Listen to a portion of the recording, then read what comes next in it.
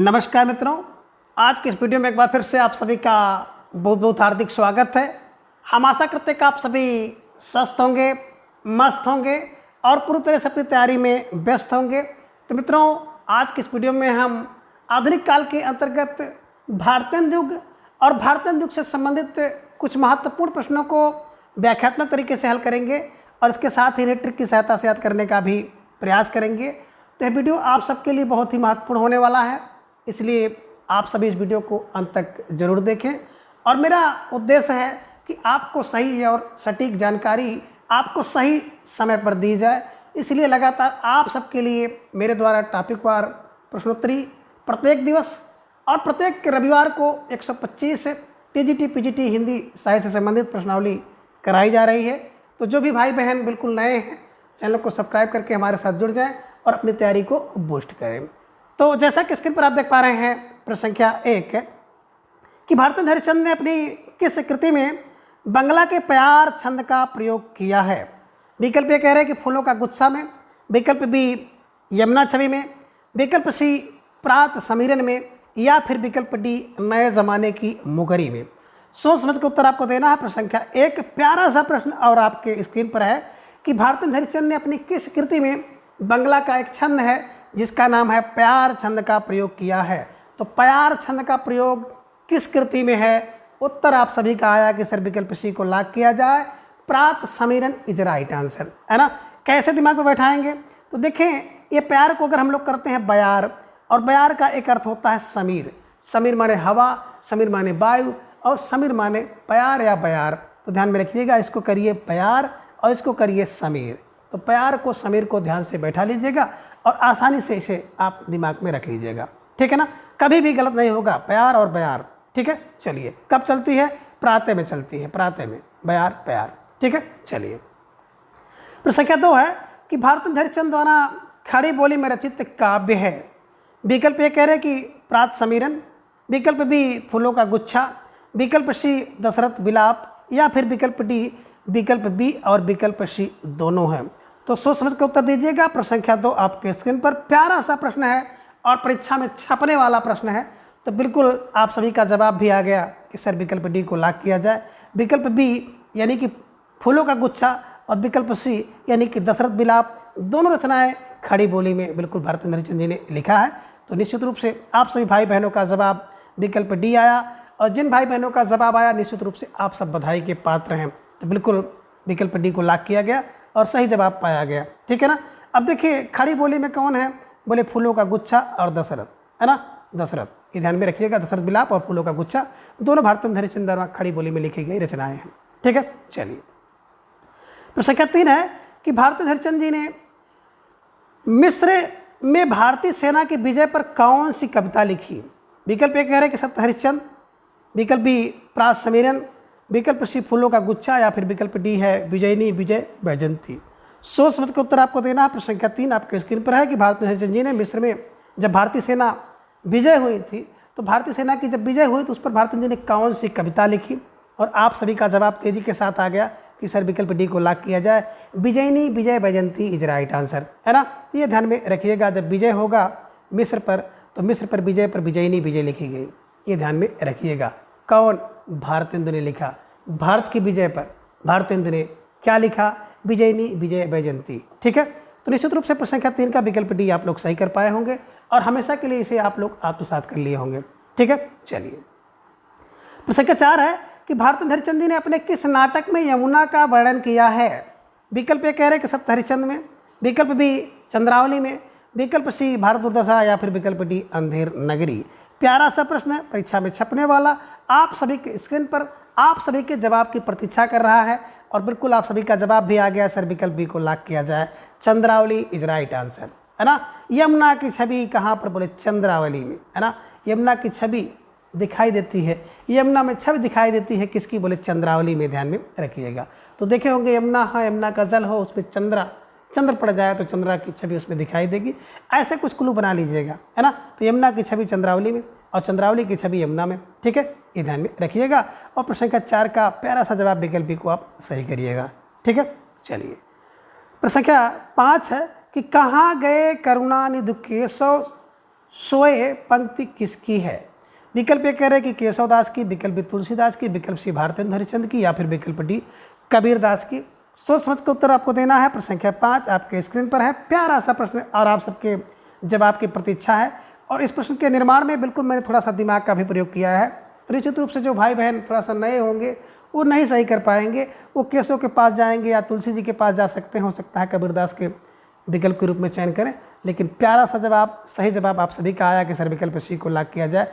Bharatendu Harishchandra is right answer, है ना। कहाँ गए करुणानिधि, कहाँ गए करुणानिधि भारत को छोड़कर, कहाँ गए? तो कहाँ गए बिल्कुल ध्यान में रखिएगा। करुणानिधि किसको बोले? भारत को छोड़कर, यानी कि भारत को छोड़कर की बात आएगी तो भारतेंदु हरिश्चंद्र जी की पंक्ति है। ठीक है, चलिए। तो संख्या 6 है कि पिए प्यारे तिहारे निहारे बिना अखियाँ दुखियाँ नहीं मानती हैं, पंक्ति किसकी है?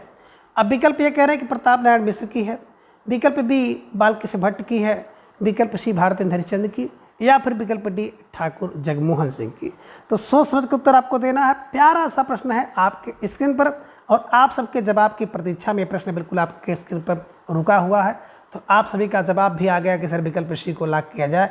Bharatendu Harishchandra is right answer. तो जो भी भाई बहन बिल्कुल विकल्प सी को चयन किए हैं, निश्चित रूप से आप बधाई के पात्र हैं और आप सबकी तैयारी बहुत उत्कृष्ट है ना। और जो भाई बहन बिल्कुल लगातार हमारे साथ जुड़े हुए हैं, तो हम ईश्वर से कामना करेंगे कि आप लोग जल्दी से सेलेक्ट हो जाएं और आप सबका उद्देश्य पूर्ण हो। ठीक है ना। तो बिल्कुल पिए प्यारे तिहारे निहारे बिना आँखियाँ दुखियाँ नहीं मानती हैं, किसकी? बोले भारत की। भारत की मतलब Bharatendu Harishchandra is right answer, है ना। किसके? बोले प्रिय पिए तुम्हारे तिहारे निहारे बिना आँखियाँ दुखियाँ नहीं मानती हैं, बोले भारत की आँखियाँ दुखियाँ नहीं मानती हैं। ऐसे दिमाग में बैठा लीजिएगा और प्रश्न संख्या 6 का विकल्प सी को आप सही कर लीजिएगा। ठीक है, चलिए। प्रश्न संख्या 7 है कि भारत बारहमासा और देश दशा किसकी कृति है? तो भारत बारहमासा और देश दशा किसकी कृति है? विकल्प ए प्रताप नारायण मिश्र की, विकल्प बी भारतेंदु हरिश्चंद्र की, विकल्प सी राधा कृष्णदास, या फिर विकल्प डी बालकृष्ण भट्ट का। तो सोच समझ के उत्तर आपको देना है। प्रश्न संख्या 7 आपके स्क्रीन पर। प्यारा सा प्रश्न और आप सबके जवाब भी धीरे धीरे आना शुरू हो गया कि सर विकल्प सी को लॉक किया जाए। Radha Krishnadas is right answer, है ना। अब 12 मास दास बन जाओ, है ना। देश की दशा देख करके क्या करो? देश की दशा देख करके क्या करो? 12 माह राधा कृष्ण के दास बन जाओ, 12 माह राधा कृष्ण के दास बन जाओ देश की दशा देख करके, है ना। तो देश दशा और 12 माह, भारत 12 माह। ठीक है, चलिए। प्रश्न संख्या 8 है कि भारतेंदु के किस कवि ने रहीम के दोहों पर कुंडलिया छंद लिखा है? विकल्प ये कह रहे हैं कि राधा कृष्णदास ने लिखा, विकल्प बी अंबिका दत्त व्यास ने, विकल्प सी प्रताप नारायण मिश्र, या फिर विकल्प डी बद्री नारायण चौधरी प्रेमघन ने। तो सोच समझ कर उत्तर दीजिएगा। प्रश्न संख्या 8 आपके स्क्रीन पर है कि भारतेंदु के किस कवि ने रहीम के दोहों पर कुंडलिया लिखा है? अब ऐसा कोई कवि नहीं होगा जो रहीम के दोहों पर कुंडलिया लिखेगा। तो बिल्कुल आप सभी का जवाब भी आना शुरू हो गया कि सर विकल्प ए को लॉक किया जाए। Radha Krishnadas is right answer. जो राधा कृष्ण का दास है, तो सबसे पहले दिमाग में बैठिए, राधा कुंडल पहनती है ना। और कुंडल तो रहीम के कुंडल को कौन पहनते हैं? राधा कृष्णदास, है ना। ये ध्यान में रखिएगा। रहीम के दोहे पर कुंडल, यानी कि रहीम के कुंडल कौन पहनती है? बोले राधा कृष्णदास। ऐसे ध्यान में बैठा लीजिएगा कि रहीम के दोहे पर कुंडलियाँ लिखने वाला कवि Radha Krishnadas is right answer. ठीक है, चलिए आगे। प्रश्न संख्या 9 है कि बद्री नारायण चौधरी प्रेमघन उर्दू में किस नाम से गज़ल की रचना करते थे? विकल्प ए कह रहे रसा, विकल्प बी नवाब राय, विकल्प सी अब्र, या फिर विकल्प डी खत्री। तो सोच समझ कर उत्तर दीजिए। प्रश्न संख्या 9 आपके स्क्रीन पर। प्यारा सा प्रश्न है और इस तरह से आप सबकी परीक्षा में कुछ प्रश्न देखने को मिलते हैं। तो बिल्कुल आप सभी का जवाब आ गया कि सर विकल्प सी को लॉक किया जाए। अब्र इज राइट आंसर। रसा नाम से तो बिल्कुल भारतेंदु हरिश्चंद्र लिखते थे। नवाब राय आप जान ही रहे हैं मुंशी प्रेमचंद जी। अब्र बचा तो बिल्कुल अब्र इज राइट आंसर। ठीक है, चलिए। और बद्री में अब्र मिलता भी है, जल मिलता है, तो अब्र को ध्यान में बैठा लीजिएगा। ठीक है, चलिए। प्रश्न संख्या 10 है सुकवि सतसई किसकी कृति है? सोच समझ के उत्तर दीजिएगा। प्रश्न संख्या 10 आपके स्क्रीन पर। प्यारा सा प्रश्न है, सुकवि सतसई किसकी कृति है? विकल्प ये कह रहे हैं कि अंबिका दत्त व्यास की, विकल्प बी हरिओत की, विकल्प सी योगी हरि, या फिर विकल्प डी गुलाब सिंह की। प्रश्न संख्या 10 आपके स्क्रीन पर है। प्यारा सा प्रश्न है और सुंदर सा जवाब आप सबका बिल्कुल आ भी गया कि सर विकल्प ये को लॉक किया जाए। अंबिका दत्त व्यास इज राइट आंसर। सु कब सतसई कौन कर सकता है? बोले अंबिका की। सु कब सतसई, सु कब सतसई किसकी? बोले अंबिका की, यानी कि अंबिका दत्त व्यास की सु कब सतसई। ठीक है, ध्यान में रखिएगा। प्रश्न संख्या 11 है कि हिंदी हिंदू हिंदुस्तान पंक्ति किसकी है। विकल्प ये कह रहे हैं कि बद्रीनारायण चौधरी प्रेमघन का, विकल्प बी प्रताप नारायण मिश्र, विकल्प सी भारतेंद्र चंद, या फिर विकल्प डी ठाकुर जगमोहन सिंह। तो सोच समझ के उत्तर आपको देना है। प्रश्न संख्या 11 आपके स्क्रीन पर है और आप सभी का जवाब भी आ गया कि हिंदी हिंदू हिंदुस्तान बिल्कुल जपो निरंतर एक ही धान किसका है, विकल्प भी प्रताप नारायण मिश्र का है ना। देखिए जिसके अंदर प्रताप होगा वही हिंदी हिंदू हिंदुस्तान की बात करेगा, ये ध्यान में रखिएगा। और प्रश्न संख्या 11 का विकल्प बी को आप सही कर लीजिएगा। ठीक है, चलिए। प्रश्न संख्या 12 है कि कविता वर्धनी सभा की स्थापना किसने की। विकल्प कह रहे भारतेंद्र चंद जी ने, विकल्प बी प्रताप नारायण मिश्र, विकल्प सी राधाचरण गोस्वामी, या विकल्प डी बद्रीनाथ चौधरी प्रेमघन ने। तो सोच समझ के उत्तर आपको देना है। प्रश्न संख्या 12 आपके स्क्रीन पर है, कविता वर्धनी सभा, है ना। अब कविता वर्धनी सभा कहाँ पर बढ़ रही है, कविता वर्धनी सभा बढ़ रही हैं, बोले सर भारत में। भारत में कविता वर्धनी हो रही है कहाँ, बोले भारत में। यानी कि भारतेंद्र चंद जी ने, है ना, इसकी स्थापना किया था। ठीक है, चलिए। प्रश्न संख्या 13 है कि रसिक समाज की स्थापना कहाँ हुई थी। विकल्प कह रहे हैं कि आजमगढ़ में हुई, विकल्प बी कानपुर में, विकल्प सी इलाहाबाद, या फिर विकल्प डी अलीगढ़ में। तो सोच समझ के उत्तर आपको देना है। प्रश्न संख्या 13 आपके स्क्रीन पर है। प्यारा सा प्रश्न है कि रसिक समाज की स्थापना कहाँ पे हुई, और ढेर सारे भाई बहनों का जवाब भी आ गया कि सर विकल्प बी को लाभ किया जाए तो कानपुर में, है ना। रसिकों का समाज कहाँ पर, बोले कानपुर में। कानपुर में ध्यान में रखिएगा, रसिक समाज कानपुर में इसकी स्थापना हुई थी। ठीक है, चलिए। प्रश्न संख्या 14 है कि पूरी अमी की कटोरिया सी चिरंजीवी रहो विक्टोरिया रानी पंक्ति किसकी है। विकल्प ये कह रहे हैं कि अमिका दत्त व्यास की, विकल्प बी प्रताप नारायण मिश्र की, विकल्प सी भारतेंद्र चंद, या फिर विकल्प डी ठाकुर जगमोहन सिंह। सोच समझ को उत्तर देना है। प्रश्न संख्या 14 आप सभी के स्क्रीन पर है कि पूरी अमी की कटोरिया से विक्टोरिया रानी चिरंजीवी रहो, है ना। बिल्कुल, पूरी अमी की कटोरिया से चिरंजीवी रहो, है ना, किसकी, अंबिका, है ना। पूरी अमी अंबिका, पूरी अमी अंबिका, है ना, ध्यान में रखिएगा। जहाँ पे आएगा पूरी अमी तो अंबिका, अमी अंबिका, यानी कि पूरी अमी की कटोरिया अम्बिका दत्त व्यास जी की पंक्ति है। ठीक है, चलिए आगे। प्रश्न संख्या 15 है कि हिंदी की हिमायती कविता किसकी है। विकल्प ये कह रहे हैं कि राधाचरण गोस्वामी, विकल्प बी प्रताप नारायण मिश्र, विकल्प सी भारतेंद्र, या फिर विकल्प डी है ठाकुर जगमोहन सिंह। सोच समझ के उत्तर आपको देना। प्रश्न संख्या 15 आपके स्क्रीन पर प्यारा सा प्रश्न है और आप सभी का जवाब भी आ गया कि हिंदी का हिमायती कौन होगा, जिसके अंदर प्रताप होगा। हिंदी का हिमायती कौन होगा, बोले जिसके अंदर प्रताप होगा, यानी कि Pratap Narayan Mishra is right answer. ठीक है, चलिए। प्रश्न संख्या 16 है कि जैसे कंता घर रहे वैसे रहे विदेश किसकी पंक्ति है। विकल्प ए प्रेमघन की, विकल्प बी भारतेंद्र चंद की, विकल्प सी प्रताप नारायण मिश्र, या फिर विकल्प डी बालकृष्ण भट्ट की। तो सोच समझ के उत्तर आपको देना है। प्रश्न संख्या 16 आप सभी के स्क्रीन पर प्यारा सा प्रश्न है, परीक्षा में छपने वाला, कि जैसे कंता घर रहे वैसे रहे विदेश किसकी पंक्ति है। तो आप सबका जवाब आ गया कि विकल्प सी इज राइट आंसर, है ना। सी क्या है, प्रताप नारायण मिश्र।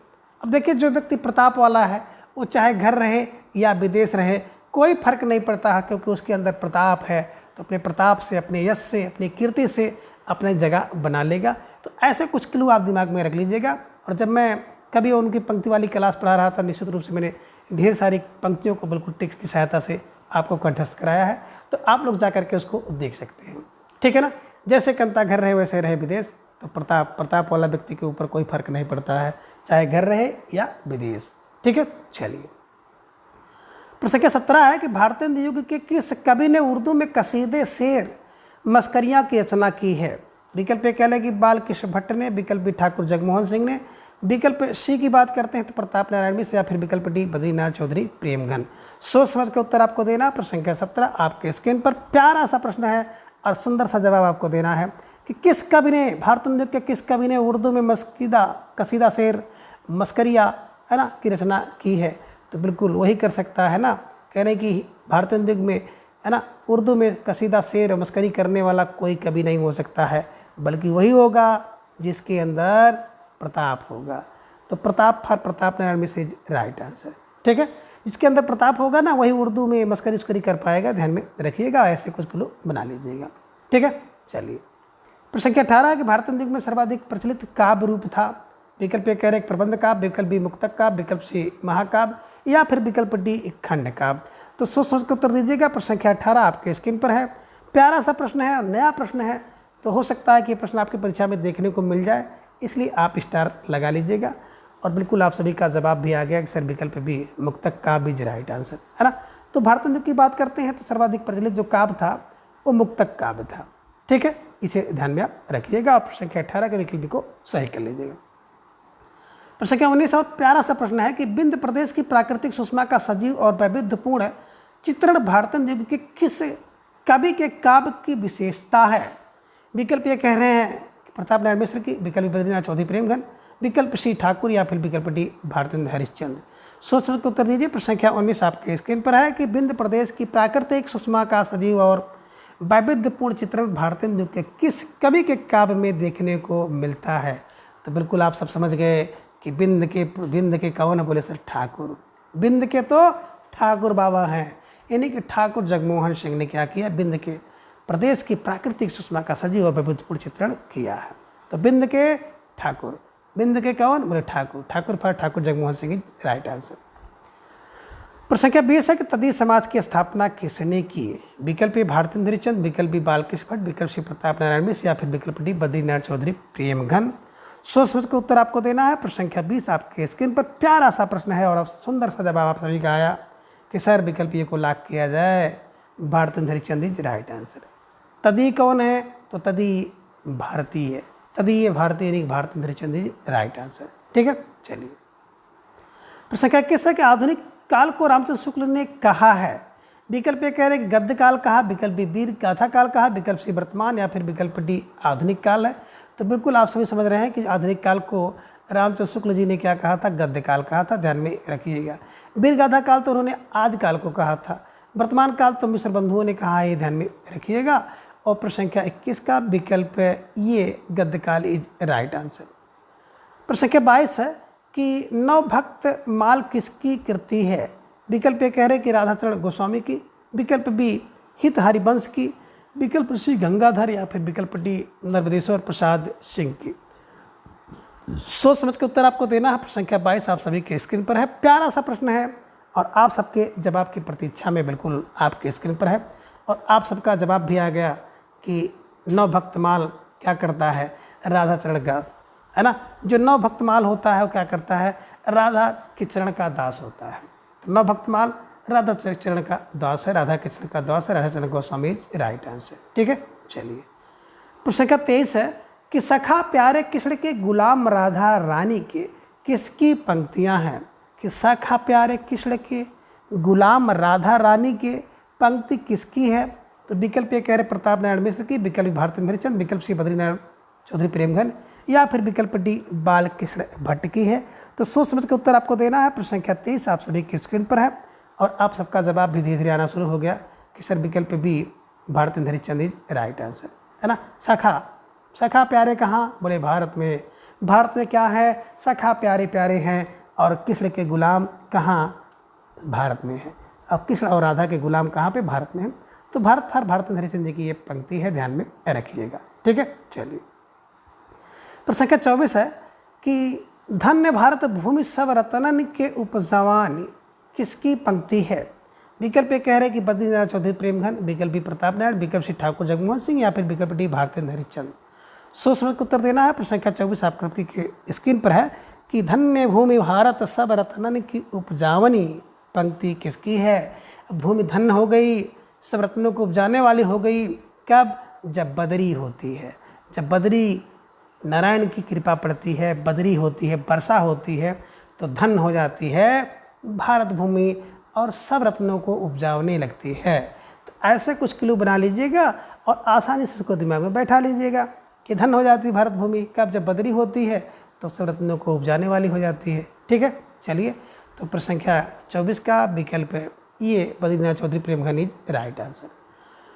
प्रश्न संख्या 25 है कि भयो भूमि भारत के भयंकर महाभयंकर भारत, भयो भूमि भारत के महाभयंकर भारत पंक्ति किसकी है।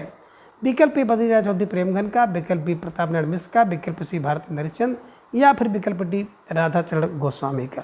तो सोच समझ के उत्तर आपको देना है। प्रश्न संख्या 25 आपके स्क्रीन पर है कि भयो भूमि भारत के महाभयंकर भारत पंक्ति किसकी है।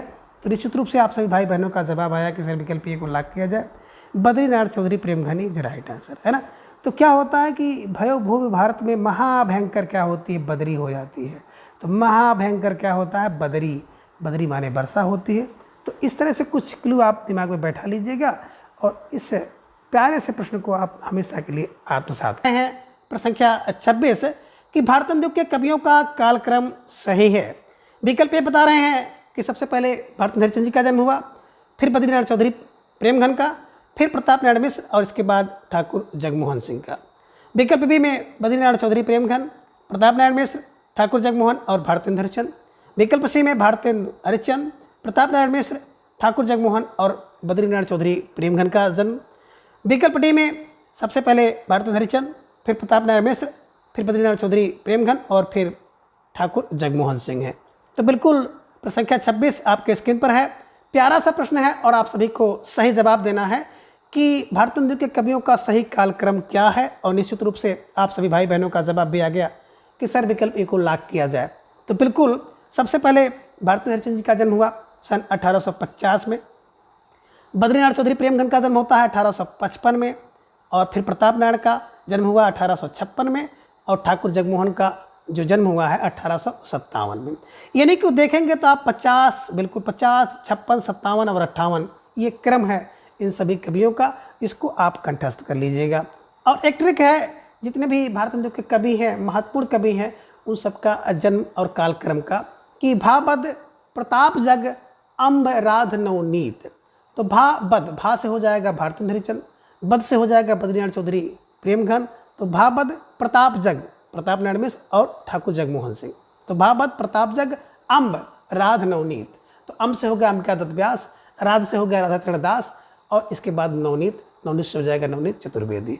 तो इस ट्रिक की सहायता से आप इसे कंठस्थ कर सकते हैं कि भा बद प्रताप जग अम्ब राध नवनीत। ठीक है, तो फिलहाल प्रश्न संख्या 26 का विकल्प ए इज राइट आंसर। आगे है प्रश्न संख्या 27 कि अभी देखिए क्या दशा है देश की, बदलता है रंग आसमां के कैसे कैसे, किसकी पंक्ति है। विकल्प ये कह रहे हैं कि बद्रीनारायण चौधरी प्रेमघन की पंक्ति है, विकल्प बी ठाकुर जगमोहन सिंह की पंक्ति है, विकल्प सी प्रताप नारायण मिश्र की, या फिर विकल्प डी भारतेंदु हरिश्चंद्र की है। तो सोच समझ के उत्तर आपको देना है। प्रश्न संख्या 27 आपके स्क्रीन पर। प्यारा सा प्रश्न और आसान सा जवाब आप सबको देना है। तो धीरे धीरे आप सबका जवाब भी आना शुरू हो गया कि सर विकल्प सी को लॉक किया जाए, Pratap Narayan Mishra is right answer. तो बिल्कुल सही जवाब जिन भाई बहनों का विकल्प सी आया, निश्चित रूप से आप सब बधाई के पात्र हैं और आप सबकी जो तैयारी है बिल्कुल बेहतरीन है। और मित्रों, आपको सही समय पर, सरल तरीके से, सही स्थान पर और सही पद लेना है तो बिल्कुल निरंतर आपको अभ्यास करना होगा। निरंतर अभ्यास के अतिरिक्त कुछ भी नहीं है जो आपको सही समय पर और बिल्कुल सही आपको जो तैयारी है करा दे और सही सिलेक्शन आपको मिल जाए। तो केवल और केवल निरंतर आपको जुड़ना है। निरंतर जो भाई बहन परिश्रम कर सकते हैं उन सभी का स्वागत है। प्रत्येक दिन सुबह 7 बजे और प्रत्येक रविवार को 7 बजे आपको पूरे 125 है ना टीजीटी पीजीटी हिंदी पाठ्यक्रम पे प्रश्नोत्तरी मेरे द्वारा कराई जाती है। तो आप सब भाई बहन जुड़ करके अपनी तैयारी को बूस्ट करें। तो फिलहाल प्रश्न संख्या 27 का आप सभी ने जवाब दिया कि विकल्प सी प्रताप नारायण मिश्र राइट आंसर। कैसे इसको कंठस्थ करेंगे? तो देखिए क्या दशा है देश की, बदलता है रंग कैसे कैसे। कब? जब प्रताप होता है। किसी व्यक्ति के अंदर जब प्रताप होगा, टैलेंट होगा, तेज उसके अंदर होगा, है ना, तो क्या करेगा? तो देखिए कैसे कैसे दशा बदलता है, कैसे कैसे, है ना, ये ध्यान में रखिएगा। अगर आपके अंदर प्रताप है, कुछ करने का जज्बा है, तो देखिए कैसे देश की दशा बदलेगी, कैसे कैसे आसमां बदलेगा। सब बदलता है प्रताप के आगे, है ना, बदलता है रंग आसमां कैसे कैसे प्रताप के आगे, यानी कि प्रताप नारायण मिश्र की पंक्ति है। ऐसे दिमाग में बैठा लीजिएगा। ठीक है, चलिए प्रश्न संख्या 28 है। कुलकांत जी गुरु लोगन के बस के, सब बैन कुबैन सहा, सब छोड़ तुम्हें हम प्रयोहा, तुम छोड़ हमें कहाँ पायो कहाँ, है ना, तुम छोड़ हमें कहो पायो कहाँ, किसकी पंक्ति है? तो सोच समझ के उत्तर दीजिएगा। प्रश्न संख्या 28 आपके स्क्रीन पर है। विकल्प ए कह रहे हैं कि ठाकुर जगमोहन का, विकल्प बी बद्रीनारायण चौधरी प्रेमघन का, विकल्प सी प्रताप नारायण मिश्र की है, या फिर विकल्प डी भारतेंदु हरिश्चंद्र जी की है। सोच समझ के उत्तर आपको देना है। प्रश्न संख्या 28 आपके स्क्रीन पर है कि कुलकांत जी गुरु लोगन में बस के, सब बैन कुबैन सहा, सब छोड़ तुम्हें हम प्रयो हो, तुम छोड़ हमें कहो पायो कहाँ, किसकी पंक्ति है? प्रश्न संख्या 28 आपके स्क्रीन पर है। और धीरे धीरे आप सबका जवाब भी आ गया कि सर विकल्प ए को लॉक किया जाए। Thakur Jagmohan Singh is right answer, है ना। देखिए जो ठाकुर जगमोहन है, जग को मोहने वाले व्यक्ति हैं और संसार को मोह लेते हैं। और जब व्यक्ति संसार को मोह लेगा तो व्यक्ति कुल कान तज के, कुल कान मर्यादा सबको तज करके क्या करेगा, उनके बस में हो जाएगा। तो बस ऐसे धर लीजिएगा, सब छोड़ देगा, सब छोड़ छाड़ के कहाँ आएगा, बोले जग में मोहन, जो जग को मोहने वाले हैं, जग को मोहने वाले हैं उनके पास आएगा, इन्हीं की जगमोहन। और जगमोहन से बना लीजिएगा, ठीक, ठाकुर जगमोहन सिंह जी राइट आंसर, उनकी पंक्ति है। और जग को मोहने वाले कौन है, ध्यान में रख लीजिएगा, गोपाल जी हैं, किशोर जी हैं।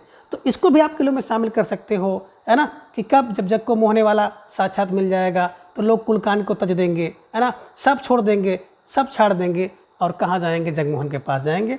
तो जगमोहन सिंह की पंक्ति है। इस किलो की सहायता से आप इसको कंठस्थ कर लीजिएगा, ठीक है।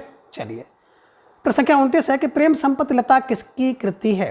विकल्प ए कह रहे हैं कि ठाकुर जगमोहन सिंह की, विकल्प बी भारतेंद्र हरिचंद जी की, विकल्प सी बद्रीनारायण चौधरी प्रेमघन की, या फिर विकल्प डी प्रताप नारायण मिश्र की। तो सोच समझ के उत्तर आपको देना है। प्रश्न संख्या 29 आपके स्क्रीन पर है। प्यारा सा प्रश्न और सभी का जवाब भी आ गया कि सर विकल्प डी इज राइट आंसर। देखिए प्रेम ही संपत्ति की लता है, प्रेम ही संपत्ति की लता है, किसके लिए, जगमोहन के लिए, है ना। यानी कि जो जग को मोह लेता है उसके लिए प्रेम ही संपत्ति है ना। जग को मोहने वाले व्यक्ति के लिए प्रेम ही संपत्ति है, प्रेम ही संपत्ति की लता है। तो प्रेम संपत्ति लता किसके लिए, जगमोहन के लिए, ये ध्यान में रखिएगा, है ना। जगमोहन कौन, श्री कृष्ण है, उनके लिए तो प्रेम ही संपत्ति है, ठीक है। चलिए प्रश्न संख्या 30 है कि मैघ मंजरी किसकी रचना है। विकल्प ए कह रहे हैं कि बद्रीनारायण चौधरी प्रेमघन की है, विकल्प बी प्रताप नारायण मिश्र की है, विकल्प सी अंबिका दत्त व्यास की, या फिर विकल्प डी ठाकुर जगमोहन सिंह की।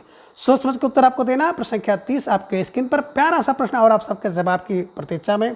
तो बिल्कुल आप सबका जवाब भी धीरे धीरे आना शुरू हो गया कि सर मैघ मंजरी रचना किसकी है। विकल्प ये बद्रीनारायण चौधरी प्रेमघन, है ना। देखिए बद्री में क्या होता है, जो मैघ की महिमा है बिल्कुल प्यारी प्यारी लगती है, ये ध्यान में रखिएगा। मैघ माने चंद्रमा, चंद्रमा की महिमा कैसी लगती है, प्यारी प्यारी लगती है। चंद्रमा की मंजरी होती है, मैघ की मंजरी होती है कब, बोले सर बद्री में, यानी कि जब बद्री हो। और बद्री में जब कुछ प्रेम घन हो, प्रेम घना हो, तो बिल्कुल जान लीजिएगा कि मैघ मंजरी है, ठीक है। चलिए प्रश्न संख्या 31 है कि प्रेम मलिका, प्रेम सरोवर, प्रेम पचासा किसकी कृति है। विकल्प ए कह रहे हैं प्रताप नारायण मिश्र की, विकल्प बी भारतेंद्र हरिचंद की, विकल्प सी बद्रीनारायण चौधरी प्रेमघन, या फिर विकल्प डी ठाकुर जगमोहन सिंह की। तो सोच समझ कर उत्तर दीजिएगा। प्रश्न संख्या 31 आपके स्क्रीन पर है और आप सभी का जवाब भी धीरे धीरे आना शुरू हो गया कि सर विकल्प बी को लॉक किया जाए, Bharatendra Harichand is right answer, है ना। प्रेम की मलिका कहाँ मिलती है, मैंने बताया था आपको, भारत में मिलेगी। प्रेम का सरोवर कहाँ मिलेगा, बोले सर भारत में मिलेगा। और प्रेम का 50 अगर पढ़ना है तो भारत में आओ तो आपको सब कुछ मिलेगा, ठीक है ना। तो भारत का मतलब होगा भारतेंद्र हरिचंद जी की रचनाएं हैं। प्रेम की मलिका भारत में, प्रेम का सरोवर भारत में है और प्रेम का 50 भारत में, ठीक है ना। तो भारत भारतेंद्र हरिचंद जी की रचनाएं हैं, ठीक है। चलिए प्रश्न संख्या 32 है कि भारतेंद्र हरिचंद युग में किन दो कवियों ने प्रत्येक शैली का प्रयोग किया है। विकल्प ये कह रहे हैं कि भारतेंद्र हरिचंद और प्रताप नारायण मिश्र ने, विकल्प बी में ठाकुर जगमोहन सिंह और प्रताप नारायण मिश्र ने, विकल्प सी में ठाकुर जगमोहन और भारतेंद्र हरिचंद जी ने, विकल्प डी में भारतेंद्र हरिचंद और बद्रीनारायण चौधरी। तो सोच समझ कर उत्तर आपको देना है। प्रश्न संख्या 32 आपके स्क्रीन पर है कि भारतेंद्र में किन दो कवियों ने प्रतीक शैली का प्रयोग किया है। और आप सबका जवाब भी आ गया कि सर विकल्प ये भारतेंद्र हरिचंद और प्रताप नारायण मिश्र, है ना। देखिए भारत में क्या है, भारत में तो बिल्कुल प्रतीक ही, क्या प्रतीक है, बोले प्रताप ही प्रतीक है। भारत में प्रताप ही प्रतीक है। तो प्रताप का मतलब है यश, आपके अंदर जो टैलेंट है, जो कीर्ति है, जो परिश्रम है, जितना कर सकते हो वही आपका शैली है, वही आपका प्रतीक है। तो जो व्यक्ति जितना प्रताप करेगा, जितना परिश्रम करेगा, भारत में उसी का प्रतीक बनेगा, उसी का चिन्ह बनेगा, लोग उसी को याद करेंगे। तो ऐसे क्लू बनाइएगा कि भारत में प्रतीक कौन है, बोले भारत में प्रतीक तो वही है जो प्रताप करेगा। तो भारत का भारतेंद्र हरिचंद और प्रतीक प्रताप वाला व्यक्ति है, यानी कि भारतेंद्र हरिचंद और प्रताप नारायण मिश्र जो है भारतेंद्र युग के दो ऐसे कवि हैं जिन्होंने प्रतीकात्मक शैली का प्रयोग किया है, ठीक है। चलिए प्रश्न संख्या 33 है कि भारतेंद्र युग के किन कवियों में व्याकरणिक भूलों को निराकरण करने की प्रवृत्ति थी। विकल्प ए कह रहे हैं कि अंबिका दत्त व्यास में थी, विकल्प बी श्रीधर पाठक में थी, विकल्प सी है बाल मुकुंद गुप्त और राधा कृष्ण दास में थी, और विकल्प डी है उपयुक्त सभी में। तो सोच समझ के उत्तर आपको देना है। और बिल्कुल जैसे आप लोग देखते हैं कि उपयुक्त सभी है तो सारे भाई बहन उसी पे टूट पड़ते हैं तो बिल्कुल 90% क्वेश्चन में तो चांस रहता है कि उपयुक्त सभी इज राइट आंसर होता है ना। तो बिल्कुल अगर समझ में ना आए उपयुक्त सभी विकल्प हो तो निश्चित रूप से उसके पास जाना चाहिए, और आप सभी उसी के पास गए हैं कि सर विकल्प डी इज राइट आंसर, है ना। बिल्कुल भारत में अगर भारत की बात करते हैं तो कवियों में भूलों को निराकरण करने की प्रवृत्ति थी। व्याकरणिक भूलों को निराकरण करने की प्रवृत्ति किनमें थी? तो अंबिका दत्त व्यास में। देखिए किसी चीज़ को भूल को निराकरण कौन कर सकती है? एक तो अंबिका अम्बा माता कर सकती है, दूसरा कौन कर सकता है? पाठक भाई जो पढ़ने वाला होगा वो कर सकता है, तीसरा कौन कर सकता है? जिसकी बुद्धि बिल्कुल कुंद हो वो व्यक्ति निराकरण कर सकता है, और बिल्कुल राधा कृष्ण का दास जो होगा वो कर सकता है। तो बस यही क्लू बनाइएगा कि भारतीय युग में कौन व्याकरणिक त्रुटियों का, है ना, निराकरण कर सकता है। एक तो अंबिका कर सकते हैं, दूसरा पाठक स्वयं कर सकता है, बाल मुकुंद कर सकते हैं, और राधा कृष्ण दास कर सकते हैं। तो ध्यान में रखिएगा कि 4 ऐसे कवि हैं जो कि भारतीय युग में व्याकरणिक भूलों का निराकरण करने की प्रवृत्ति इनके अंदर थी। तो हो सकता है इसमें से एक दे दे और आपसे प्रश्न पूछ ले, ठीक है ना। तो ये चारों को आपको बिल्कुल कंठस्थ करना है। चलिए आगे प्रश्न संख्या 34 है कि खड़ी बोली का आंदोलन तथा खड़ी बोली का पद्य किसकी कृति है ना। खड़ी बोली का आंदोलन और खड़ी बोली का पद्य किसकी कृति है?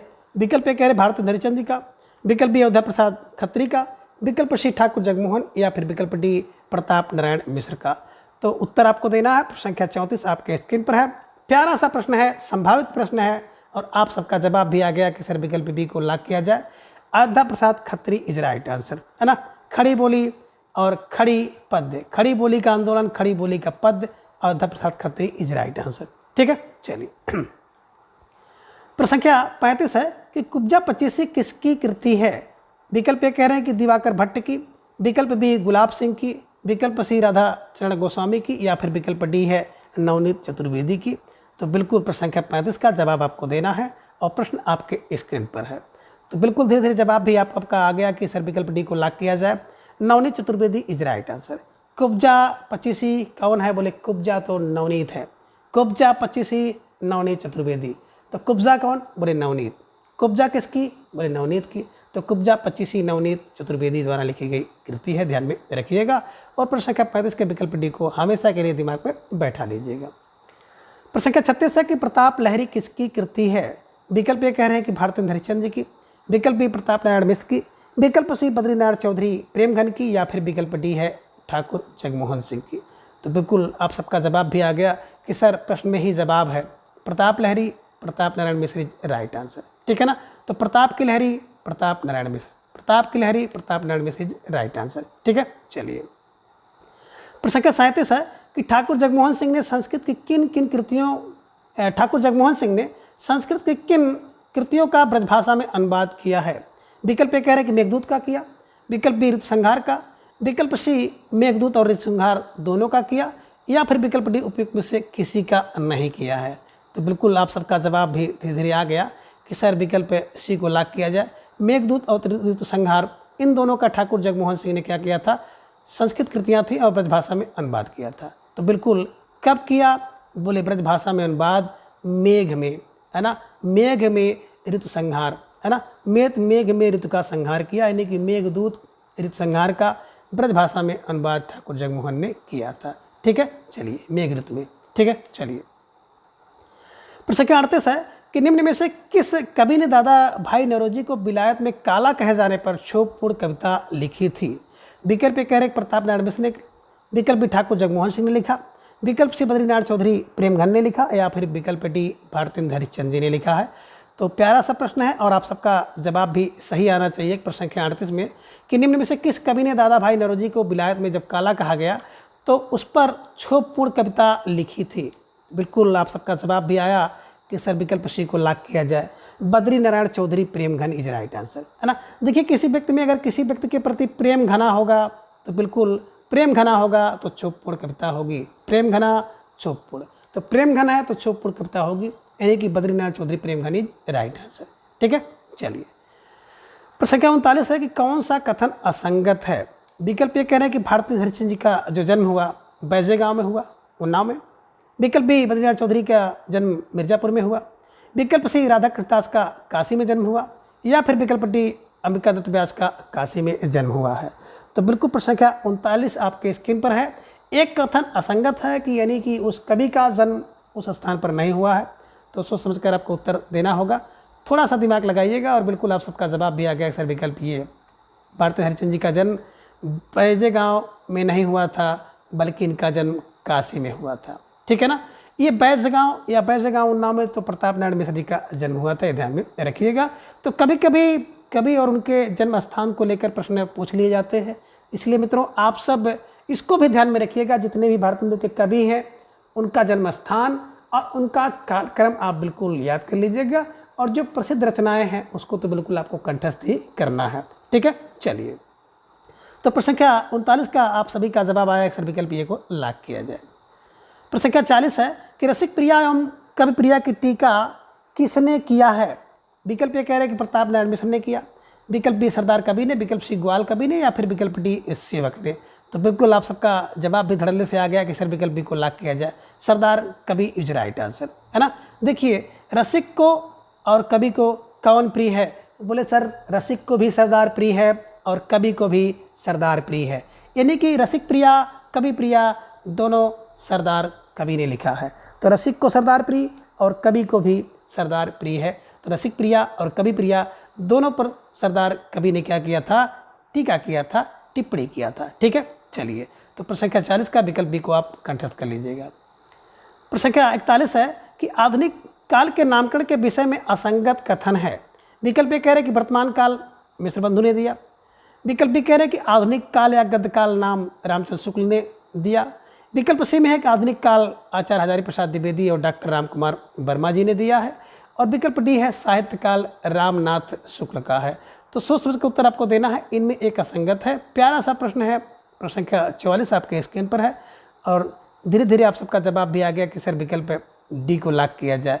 साहित्य काल रामनाथ शुक्ल का नहीं है, बल्कि अगर साहित्य काल की बात की जाएगी तो बिल्कुल Prithvinath Kulshreshtha is right answer, है ना। यहाँ पे पृथ्वीनाथ कुलश्रेष्ठ होना चाहिए था, ये ध्यान में रखिएगा, है ना। ये बाकी अगर बात करें तो वर्तमान में मिश्र बंधु, वर्तमान मिश्र, आधुनिक काल में रामचंद्र शुक्ल, आधुनिक और गद्य काल, और आधुनिक काल में हजारी और राम कुमार वर्मा भी हैं।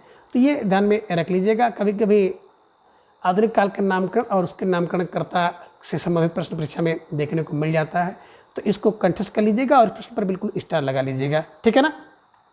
और जो भाई बहन बिल्कुल अभी नए में तैयारी करना शुरू किए हैं तो उनके लिए बिल्कुल अच्छा रहेगा कि आप लोग साथ में एक नोट्स बनाते रहें, और उस नोट को बिल्कुल दिमाग में बैठाने के लिए एक दो बार देख भी लें। ठीक है ना। चलिए प्रश्न संख्या 42 है कि भारतेंदु का साहित्य व्यापक रूप से गदर से प्रभावित है, किसका कथन है।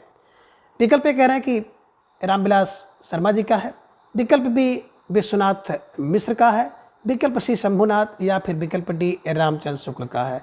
तो प्रश्न संख्या 42 आपके स्क्रीन पर प्यारा सा प्रश्न है, और आप सबका बिल्कुल जवाब सही है कि भारतेंदु का साहित्य व्यापक रूप से गदर से प्रभावित है, किसका कथन है। तो बिल्कुल आप सबका जवाब भी धीरे धीरे आना शुरू हो गया और अलग अलग दिशा में जा रहा है।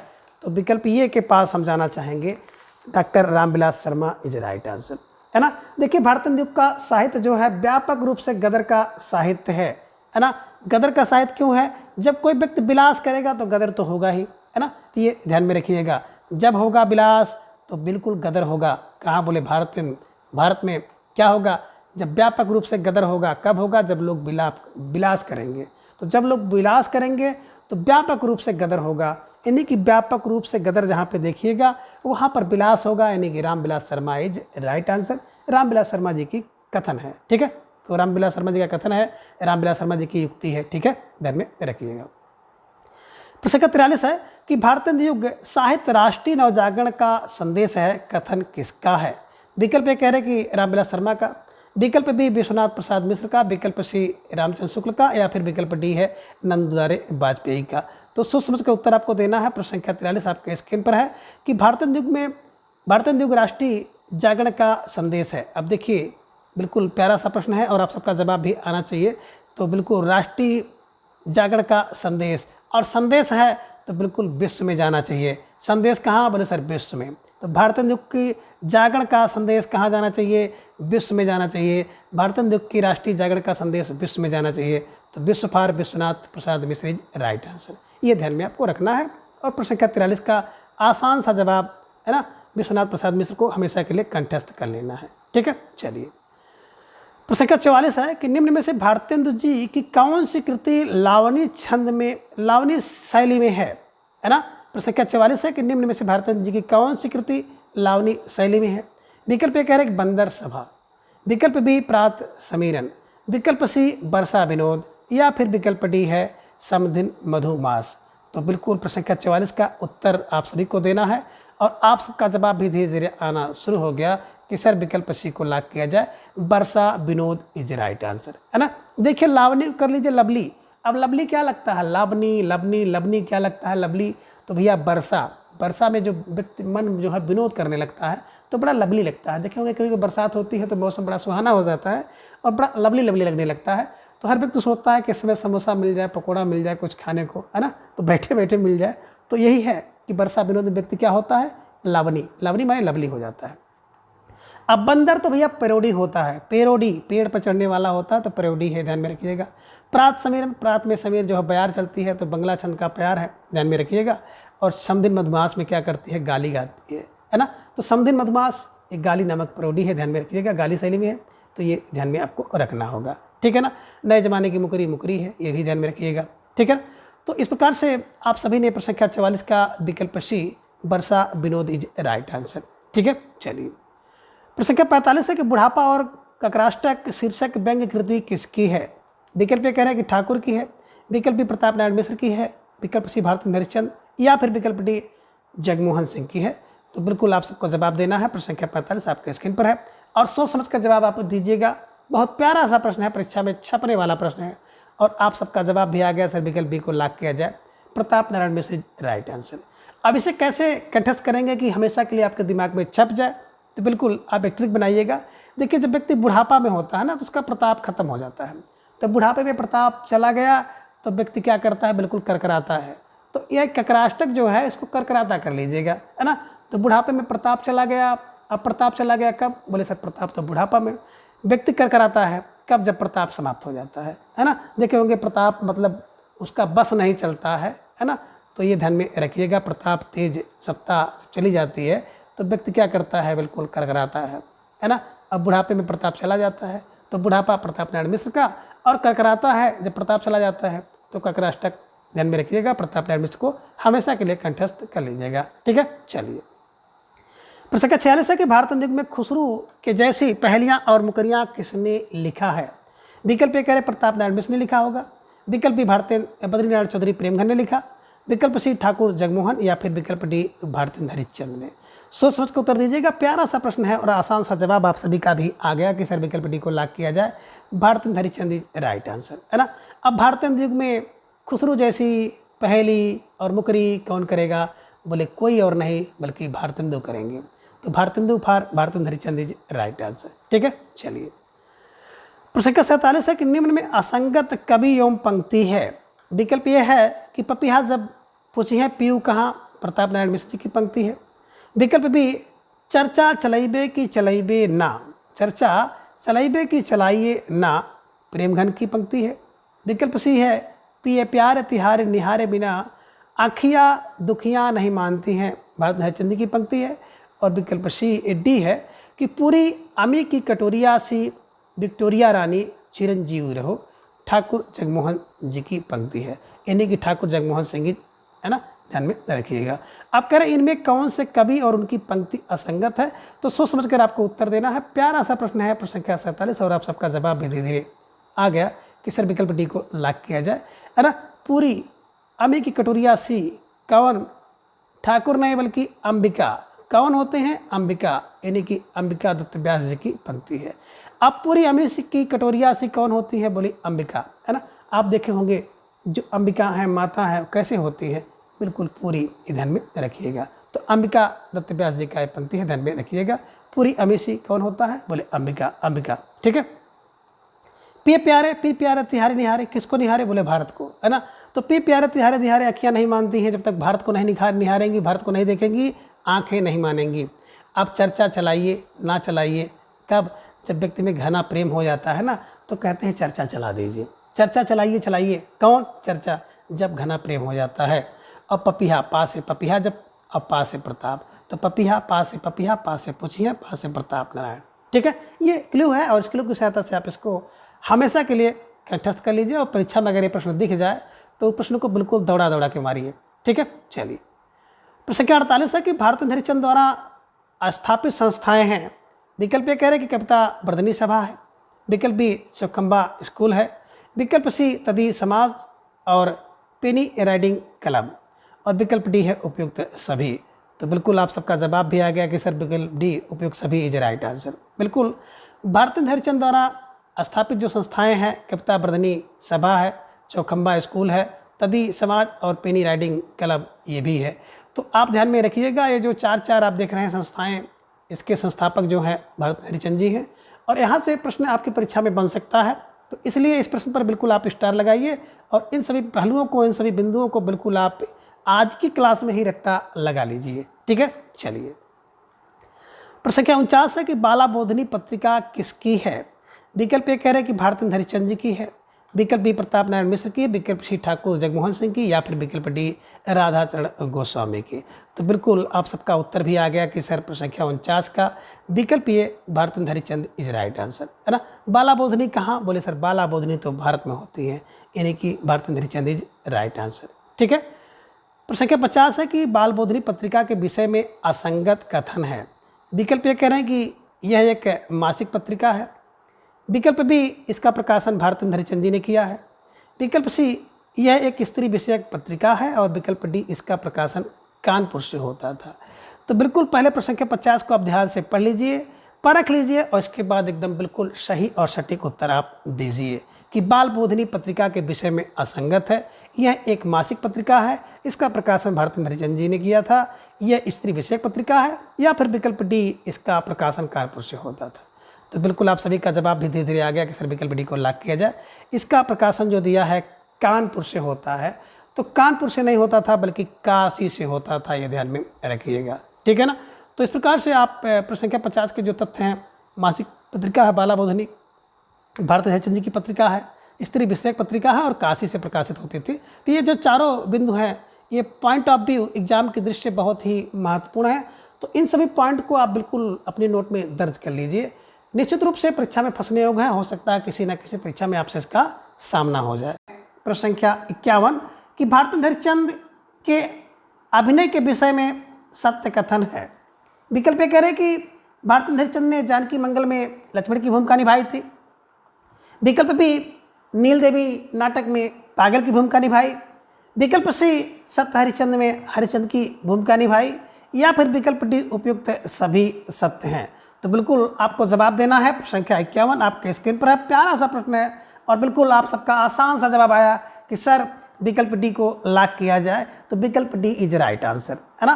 बिल्कुल सही जवाब विकल्प डी है कि देखिए जानकी और लक्ष्मण, जहाँ जानकी वहाँ लक्ष्मण है, तो जानकी नाटक में इन्होंने लक्ष्मण की भूमिका निभाई।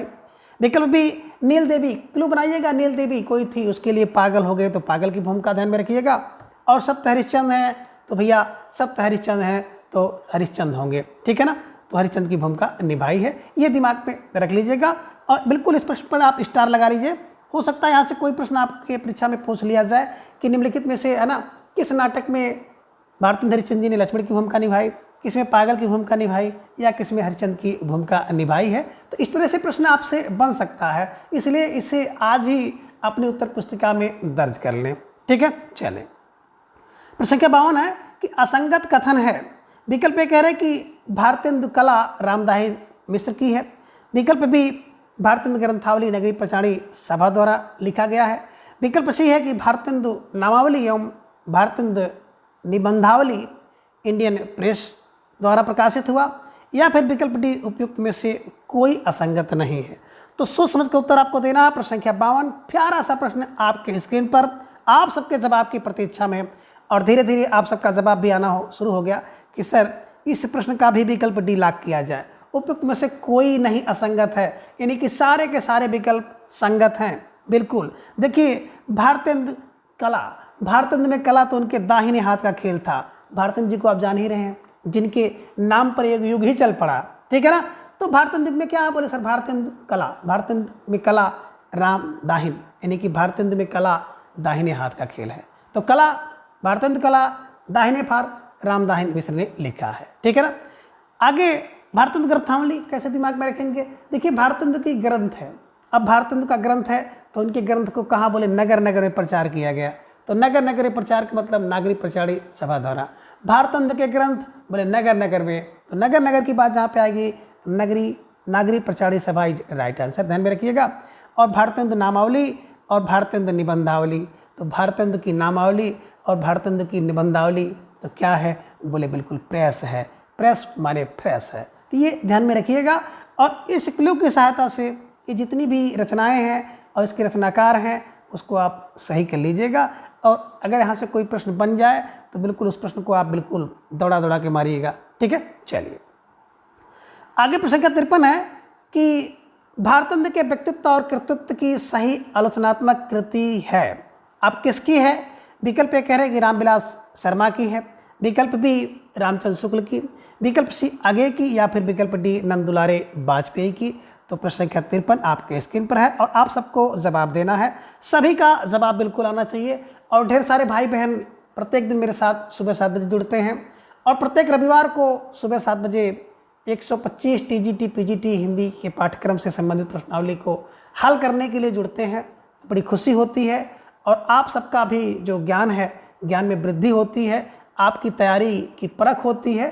तो इसलिए जो भी भाई बहन बिल्कुल वीडियो को देख रहे हैं, नए हैं, तो उनसे भी आग्रह है कि आप लोग प्रत्येक दिन सुबह 7 बजे और प्रत्येक रविवार को सुबह 7 बजे जरूर जुड़ें और अपनी तैयारी को बूस्ट करें। ठीक है ना। तो आप सबका जवाब भी धीरे धीरे आ गया कि सर प्रश्न संख्या 53 का जवाब बिल्कुल विकल्प सी आगे इज राइट आंसर। देखिए भारतेंदु के व्यक्तित्व और कृतित्व की बात करें तो इतने हैं कि आगे हैं, है ना। हम लोग उसको जान ही नहीं सकते, आज माने नहीं, गे माने जाना जा सके। तो इतने व्यक्तित्व और कृतित्व हैं कि आगे हैं, आगे फार आगे जी की ये रचना है, ध्यान में रखिएगा। और ऐसा बैठा लीजिएगा कि भारतेंदु हरिश्चंद्र जी के व्यक्तित्व और कृतित्व आगे हैं। ठीक है, चलिए और प्रश्न संख्या 53 का विकल्प सी को आप लाक कर लीजिएगा। प्रश्न संख्या 54 है कि खड़ी बोली आंदोलन नामक रचना में अयोध्या प्रसाद खत्री ने कौन सी स्टाइल का उल्लेख किया है ना। प्रश्न संख्या 54 है कि खड़ी बोली जो आंदोलन एक पुस्तक थी, रचना थी, उस रचना में अयोध्या प्रसाद खत्री ने कौन सी स्टाइल का उल्लेख किया है। विकल्प ए कह रहे कि मौलवी एवं मुंशी स्टाइल, विकल्प बी में पंडित स्टाइल, विकल्प सी में मास्टर स्टाइल, या फिर विकल्प डी में उपयुक्त सभी। तो बिल्कुल प्यारा सा प्रश्न और आसान सा जवाब आप सबका आ गया कि सर इसका भी विकल्प डी लाक किया जाए। तो बिल्कुल विकल्प डी ही सही है। और ये जो टॉपिक वार प्रश्नोत्तरी आपकी होती है, तो इस टॉपिक वार प्रश्नोत्तरी के माध्यम से बिल्कुल मैं कोशिश करता हूँ कि ये जो 25-30 प्रश्न आपको बताए जाएँ उसके द्वारा आपकी जो तैयारी है बहुत मजबूत हो जाए। और जब आप 125 प्रश्न वाली प्रश्नावली में सम्मिलित हो तो यहाँ से आपको लाभ मिले और परीक्षा हाल में बैठे तो आपको महालाभ मिले। ठीक है ना। तो बिल्कुल आप सबका जवाब आ गया कि सर खड़ी बोली आंदोलन नामक रचना में अयोध्या प्रसाद खत्री जी ने मौलवी स्टाइल, मुंशी स्टाइल, पंडित स्टाइल और मास्टर स्टाइल सभी स्टाइल का उल्लेख किया है। ठीक है, ध्यान में रखिएगा। कभी कभी यहाँ से भी प्रश्न बन जाता है कि खड़ी बोली आंदोलन नामक जो रचना है उसमें अयोध्या प्रसाद खत्री ने किस स्टाइल का प्रयोग किया है या कौन सी स्टाइल का प्रयोग नहीं किया है। तो ये 4 स्टाइल आप दिमाग में बैठा लीजिएगा हमेशा के लिए, है ना। मौलवी, मुंशी, पंडित और मास्टर स्टाइल। ठीक है, चलिए तो प्रश्न संख्या 54 का विकल्प डी इज राइट आंसर। प्रश्न संख्या 55 है कि भारतेंदु युग के काव्य क्षेत्र में उपजे ब्रजभाषा एवं खड़ी बोली विवाद में खड़ी बोली के समर्थक कवि कौन हैं। विकल्प ये कह रहे हैं कि श्रीधर पाठक एवं अयोध्या प्रसाद खत्री हैं, या फिर विकल्प डी प्रताप नारायण मिश्र और राधा कृष्ण गोस्वामी है। विकल्प सी में कह रहे हैं विकल्प ए और बी दोनों हैं, या फिर विकल्प डी राजा शिव प्रसाद सितारे हिंद और राजा लक्ष्मण सिंह हैं। तो थोड़ा सा सोच समझ कर उत्तर दीजिएगा। प्रश्न संख्या 55 आपके स्क्रीन पर है। यानी कि भारतेंदु के काव्य क्षेत्र में एक विवाद देखने को मिला था और विवाद था खड़ी बोली और बिल्कुल ब्रज भाषा के बीच में। तो खड़ी बोली के समर्थक कुछ थे और कुछ ब्रज भाषा के समर्थक थे। तो यहाँ पे प्रश्न है कि खड़ी बोली के समर्थक कौन थे। तो बिल्कुल आप सबका जवाब देना है और प्यारा सा जवाब आप सब भाई बहनों का भी आ गया कि सर विकल्प को लाक किया जाए। तो विकल्प ये श्रीधर पाठक और अयोध्या प्रसाद खत्री, ये दो ऐसे आप कह सकते हैं विद्वान हैं, कवि हैं, रचनाकार हैं जिन्होंने बिल्कुल खड़ी बोली का समर्थन किया था। अब कैसे दिमाग में बैठाएंगे। देखिए जो पाठक होता है ना, तो भैया पाठक तो खड़ी बोली का समर्थक करेगा, है ना। और अयोध्या प्रसाद खत्री, और खत्री तो खत्री और पाठक क्या करेंगे, खड़ी बोली का समर्थक करेंगे, ठीक है ना। और कौन, जो प्रताप वाले व्यक्ति होंगे और बिल्कुल राधा कृष्ण का नाम लेंगे, वो तो ब्रज का समर्थक करेंगे। देखिए ब्रज में राधा कृष्ण का संबंध है ना, तो बिल्कुल नारायण, तो नारायण प्रताप नारायण, नारायण राधा कृष्ण किसका, बोले ब्रज भाषा का समर्थन करेंगे। तो यहाँ से प्रश्न हो सकता है आपके परीक्षा में पूछ लिया जाए कि किन निम्नलिखित में से कौन सा एक रचनाकार जो कि ब्रज भाषा का समर्थक है। तो मैंने दोनों बता दिया, प्रताप नारायण मिश्र को और राधा कृष्ण गोस्वामी को। निम्नलिखित में से कौन सा एक कवि खड़ी बोली का, तो खड़ी बोली के दोनों समर्थक आप देख रहे हैं हम, श्रीधर पाठक और अयोध्या प्रसाद खत्री, ठीक है ना। तो फिलहाल प्रश्न संख्या 55 का विकल्प ये है ना, श्रीधर पाठक और अयोध्या प्रसाद खत्री जो है ये खड़ी बोली के समर्थक थे, ठीक है। और प्रताप नारायण मिश्र, राधा कृष्ण गोस्वामी जो है ये ब्रजभाषा के समर्थक थे, ठीक है ना। चलिए प्रश्न संख्या 56 है कि जयति राज राजेश्वरी जय जय परमेश किसकी पंक्ति है, कि जयति जयति राजेश्वरी जय जय परमेश किसकी पंक्ति है। आप कह रहे हैं कि विकल्प ये बद्रीनाथ चौधरी प्रेमघन की है, विकल्प बी राधा कृष्णदास की है, विकल्प सी प्रताप नारायण मिश्र, या फिर विकल्प डी भारतेंद्र हरिश्चंद्र की। प्यारा सा प्रश्न है, आपको जवाब देना है। प्रश्न संख्या 56 आपके स्क्रीन पर है और बिल्कुल आप सबका जवाब भी आना शुरू हो गया कि सर विकल्प बी को लॉक किया जाए। बिल्कुल, जय जय राजेश्वरी जय जय कौन, बोले राधे कृष्ण, जय जय राधे कृष्ण। तो राधे कृष्ण यानी कि राधा कृष्णदास राज, इसे ध्यान में रखिएगा, ठीक है ना। जय जय राज किशोरी जय जय राधे कृष्ण, जय जय राधे कृष्ण। राधे कृष्ण का मतलब Radha Krishnadas is right answer, ठीक है। चलिए प्रश्न संख्या 57 है कि चरखा स्रोत और चरखे की गूंज तथा असहयोग बीड़ा शीर्षक कविताओं के रचनाकार कौन हैं। विकल्प कह रहे हैं कि राधा कृष्णदास हैं, विकल्प बी प्रताप नारायण मिश्र हैं, विकल्प सी वियोगी हरि, या फिर विकल्प डी हरिओध है। तो सोच समझ के उत्तर आप दीजिएगा। प्रश्न संख्या 57 आपके स्क्रीन पर है कि चरखा स्रोत, चरखे की गूंज और असहयोग बीड़ा शीर्षक कविताओं के रचनाकार कौन है। तो प्यारा सा प्रश्न और आप सबका जवाब भी आ गया धड़ल्ले से कि सर विकल्प सी को लॉक किया जाए, Viyogi Hari is right answer. देखिए जो व्यक्ति वियोगी होगा उसका स्रोत क्या है, बोले चरखा चलाना। गूंजेगा क्या, बोले चरखा चलाएगा, चरखा गूंजेगा और क्या करेगा, असहयोग करेगा। ये ध्यान में रखिएगा, वियोगी व्यक्ति सदैव असहयोग करता है, चरखा उसके स्रोत है उसके पास और चरखे की गूंज सुनाई देती है। वियोगी फॉर वियोगी हरि को ध्यान में रख लीजिएगा, ठीक है। चलिए प्रश्न संख्या 58 है कि भारतेंद्र जी ने अपनी किस कविता में विदेशी वस्तुओं के बहिष्कार की प्रेरणा दी है। विकल्प ए कह रहे कि प्रात समीरण में, विकल्प बी वर्षा विनोद में, विकल्प सी प्रबोधनी, या फिर विकल्प डी फूलों का गुच्छा। तो थोड़ा सा सोच समझ के उत्तर दीजिएगा। और सारी की सारी रचनाएं बड़ी महत्वपूर्ण रचनाएं हैं और किसी न किसी बात को लेकर के कविताएं लिखी गई हैं, तो निश्चित रूप से आपका ध्यान थोड़ा सा भटकेगा। और बिल्कुल सही जवाब आप सबका आया कि सर विकल्प सी प्रबोधनी इज राइट आंसर।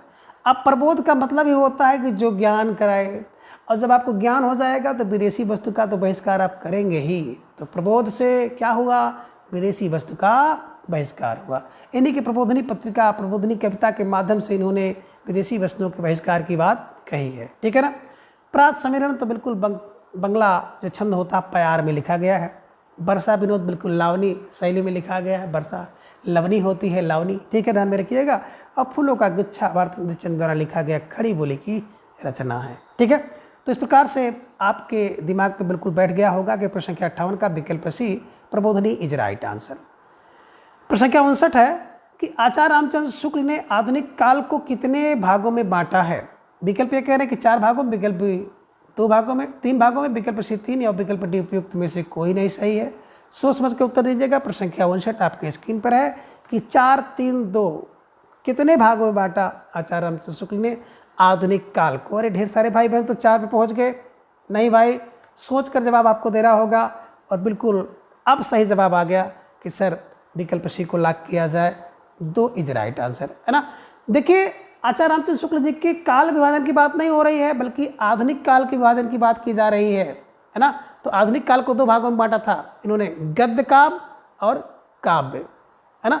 तो गद्य खंड और काव्य खंड, गद्य खंड काव्य खंड ध्यान में रख लीजिएगा, ठीक है। चलिए प्रश्न संख्या 60 है कि संध्य अटन शीर्षक कविता किसकी है।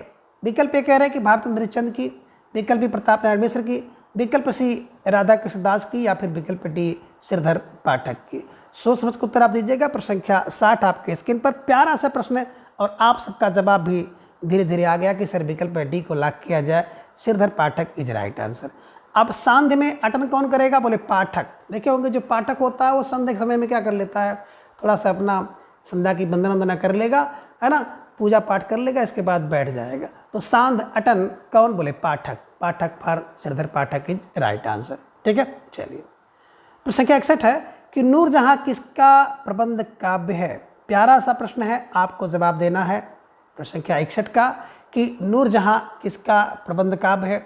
विकल्प ए प्रेमघन का, विकल्प बी वियोगी हरि का, विकल्प सी है गुरु भक्त सिंह का, या फिर विकल्प डी डॉक्टर नागेंद्र का। तो बिल्कुल आप सबका जवाब भी धीरे धीरे आना शुरू हो गया कि सर विकल्प सी को लॉक किया जाए, गुरु भक्त सिंह इज राइट आंसर, है ना। देखिए नूर कौन है, बोले जहाँ का नूर वही है जो अपने गुरु का भक्त हो। तो जो अपने गुरु का भक्त है वो इस जहाँ का नूर है। तो नूर है जहाँ का, नूर जहाँ का कौन है, बोले सर गुरु का भक्त है। तो गुरु भक्त सिंह इज राइट आंसर, है ना। नूर जहाँ का कौन है, बोले गुरु का भक्त। जो गुरु का भक्त है वो कहा है, उस जहाँ का नूर है, नूर जहाँ। ठीक है, चलिए।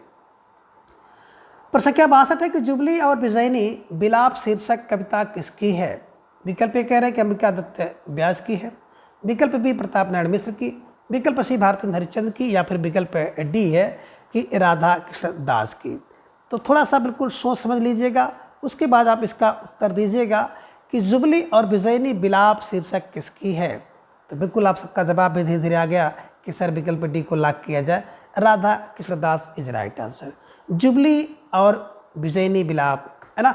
जुबली और विजयनी बिलाप कौन करता है, बोले राधा कृष्ण के दास जो जुबली हैं और विजयनी बिलाप करते हैं। तो बिलाप ही लोग करेंगे जो राधा कृष्ण के दास होंगे। ऐसे कुछ किलो बना लीजिएगा। ठीक है, चलिए। प्रश्न संख्या 63 है कि भ्रूण हत्या किसका निबंध है। विकल्प ए करें प्रताप नारायण मिश्र का, विकल्प ए अंबिका दत्त व्यास का, विकल्प बी प्रताप नारायण मिश्र, विकल्प सी भारतेंद्र हरिश्चंद्र, या फिर विकल्प डी ठाकुर जगमोहन सिंह का। प्यारा सा प्रश्न आपके स्क्रीन पर है। प्रश्न संख्या 63, आपको जवाब देना है और आप सभी भाई बहनों का जवाब भी धीरे धीरे आ गया कि सर विकल्प सी को लॉक किया जाए, Bharatendra Harishchandra is right answer, है ना। वेरी वेरी मोस्ट इंपॉर्टेंट ये रचना है।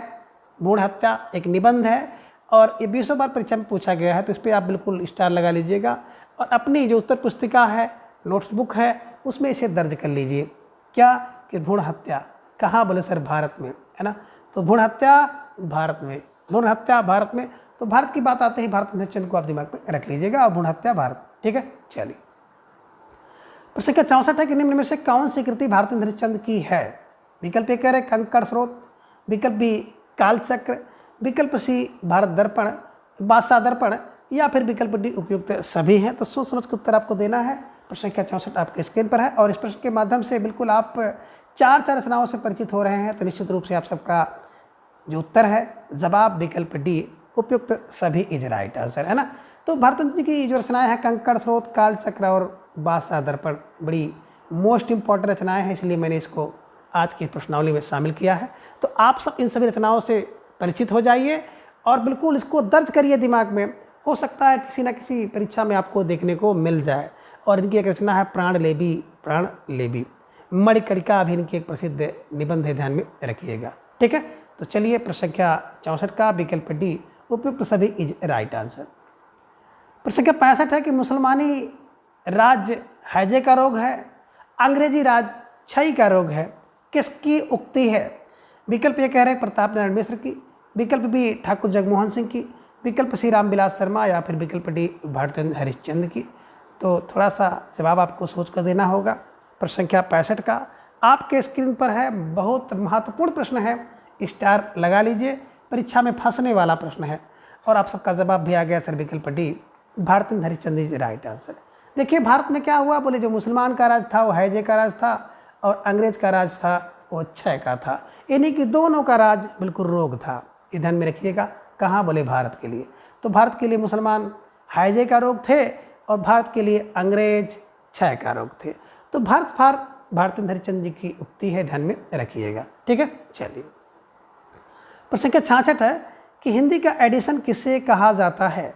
विकल्प ये कह रहे हैं कि बालकृष्ण भट्ट को, विकल्प बी प्रताप नारायण मिश्र को, विकल्प सी भारतेंद्र हरिश्चंद्र, या फिर विकल्प डी ठाकुर जगमोहन सिंह को।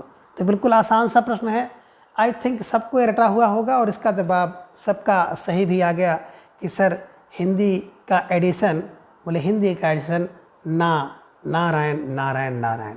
जैसे नारायण आ जाएगा तो Narayan for Pratap Narayan Mishra right answer. Hindi का एडिशन नारायण, हिंदी का एडिशन बोले नारायण नारायण नारायण, ये ध्यान में रखिएगा, है ना। तो जो हिंदी का एडिशन है वो नारायण नारायण जपता है, लेकिन प्रताप नारायण मिश्र जी इस राइट आंसर। और बालकृष्ण भट्ट को यहाँ पर देख रहे हो तो बिल्कुल स्टील है, स्टील भट्ट भट्ट करता है, जब ठोकोगे तो भट्ट भट्ट की आवाज़ आती है। तो हिंदी का स्टील बालकृष्ण भट्ट है, ध्यान में रखिएगा।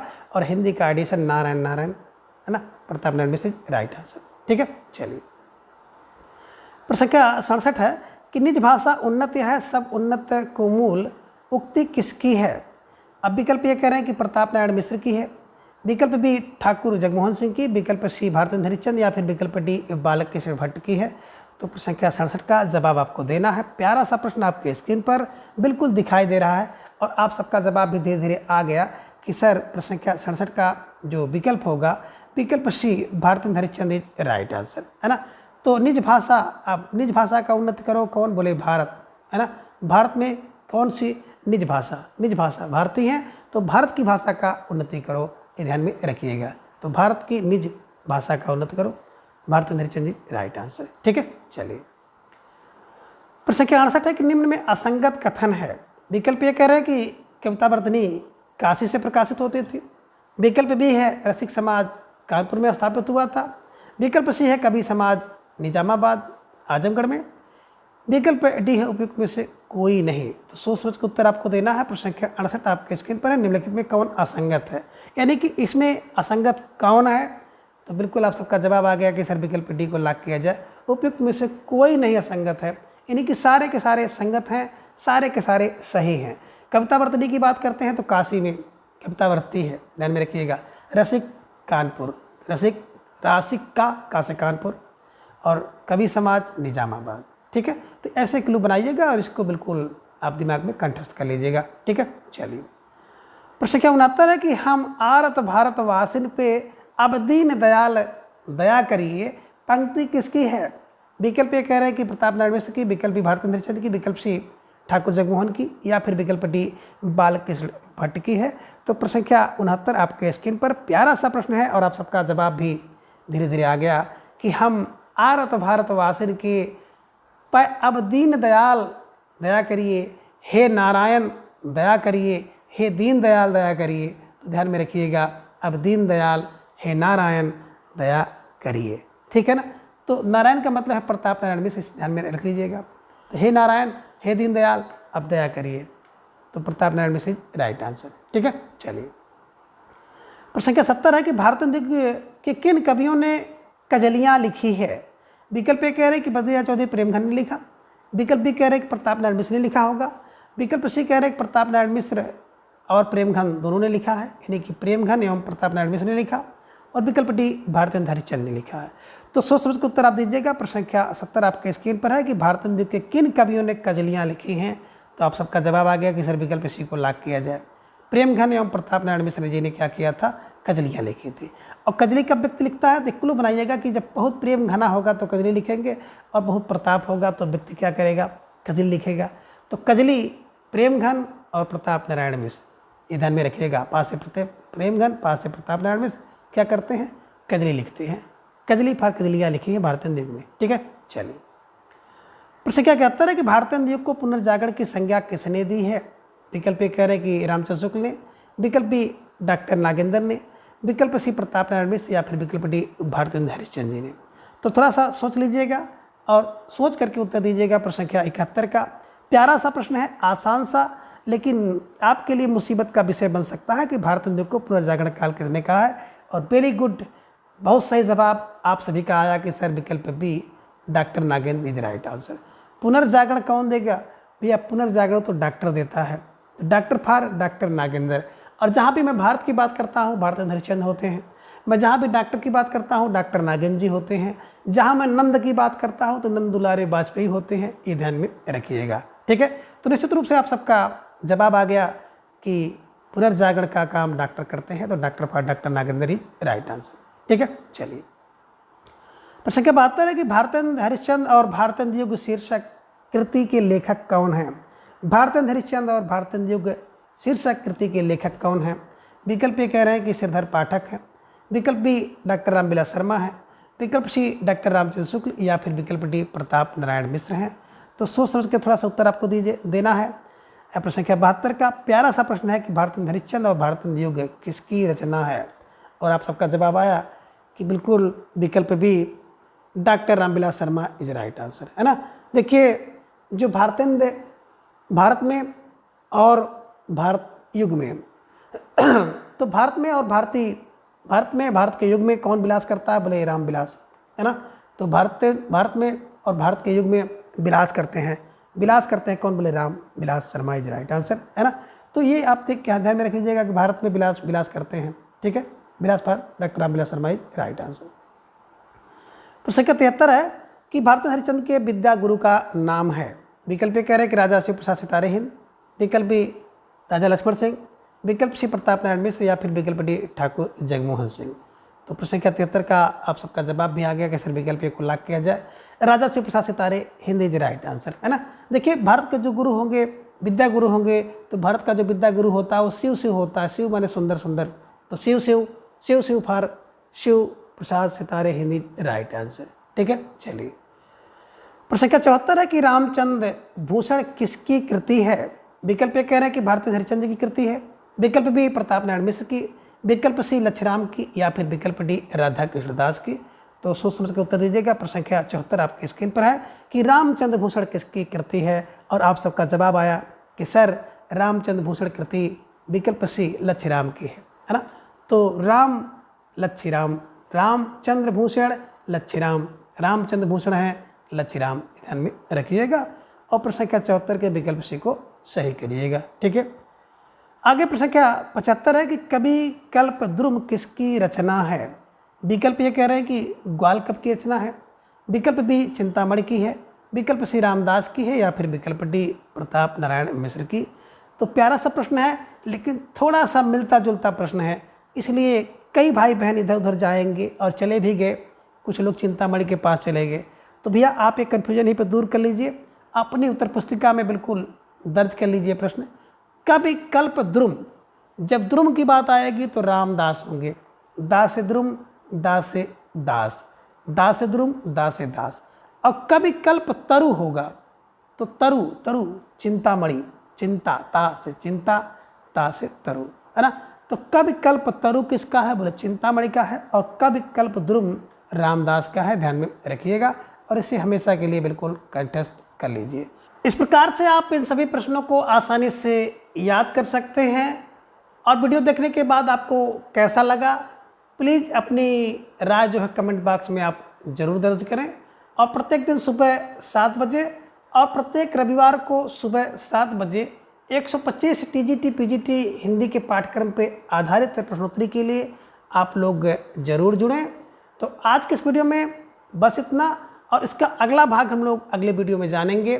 तब तक के लिए धन्यवाद, नमस्कार, बाय।